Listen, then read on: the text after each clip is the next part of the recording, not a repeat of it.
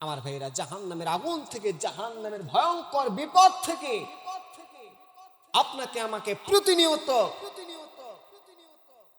প্রার্থনা করা লাগবে, আল্লাহ রাব্বুল আলামিন আপনি আমাকে ওই ভয়ঙ্কর জাহান্নাম থেকে মুক্তি দান করুন, ওই ভয়ঙ্কর জাহান্নাম থেকে আমাকে দূরে রাখুন, জাহান্নামের আযাব থেকে আমাকে দূরে রাখুন।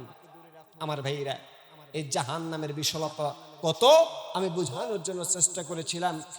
আমি আপনি যে পৃথিবীতে আছে, পৃথিবী থেকে 13 লক্ষ গুণ বড় একটি সূর্য।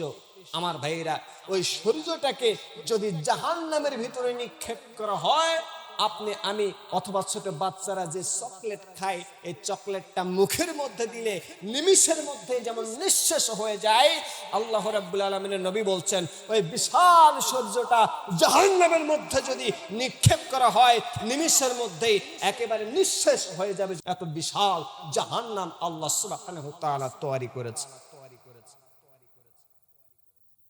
এই ভয়ঙ্কর জাহান্নাম কতটা ভয়ঙ্কর!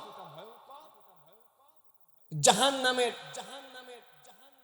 এক পার্শ্ব আর এক পার্শ্বকে গ্রাস করে ফেলে।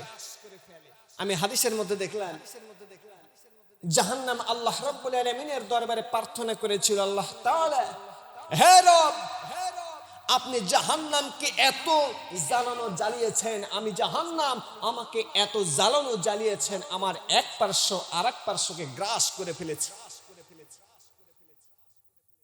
আল্লাহ তাআলা বললেন, তাহলে কি করা যায়? তোমাকে 2টা শ্বাস ফেলার পারমিশন আমি আল্লাহ তাআলা দিলাম। জোরে বলেন সুবহানাল্লাহ। 2টা শ্বাস ফেলবা, একটা গ্রীষ্মকাল এবং একটি শীতকাল।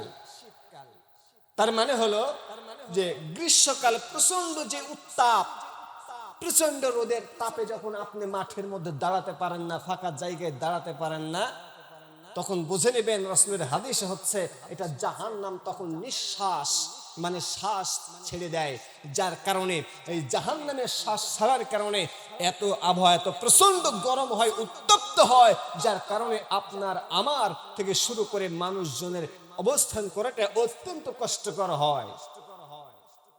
দ্বিতীয় নাম্বার হচ্ছে শীতকাল। তার মানে জাহান্নাম যখন আরেকটি শ্বাস ছাড়ে সেটা হচ্ছে শীতকাল। প্রচন্ড যে শীত, কনকনে শীত আগামীতে আসতেছে, শীতের যে আবহাওয়া আসতেছে, এটা জাহান্নামের একটি শ্বাস। জোরে বলেন সুবহানাল্লাহ। আল্লাহ সুবহানাহু ওয়া তাআলা 2টা পারমিশন মানে একটা পারমিশন দিলেন, তুমি 2টা শ্বাস ছাড়বা, একটা গ্রীষ্মকালে এবং একটা শীতকালে। আমার ভাইরা, সেই গ্রীষ্মের গরমে যদি আমরা অবস্থান করতে না পারি, প্রচন্ড শীতের মধ্যে যদি আমরা অবস্থান করতে না পারি, তাহলে আপনাকে অনুধাবন করতে হবে এই জাহান্নামটা কত ভয়ঙ্কর হতে পারে। জাহান্নামের এক পার্শ্ব আর এক পার্শ্বকে একেবারে গ্রাস করে ফেলছে, এত জ্বালানো হয়েছে এই জাহান্নামকে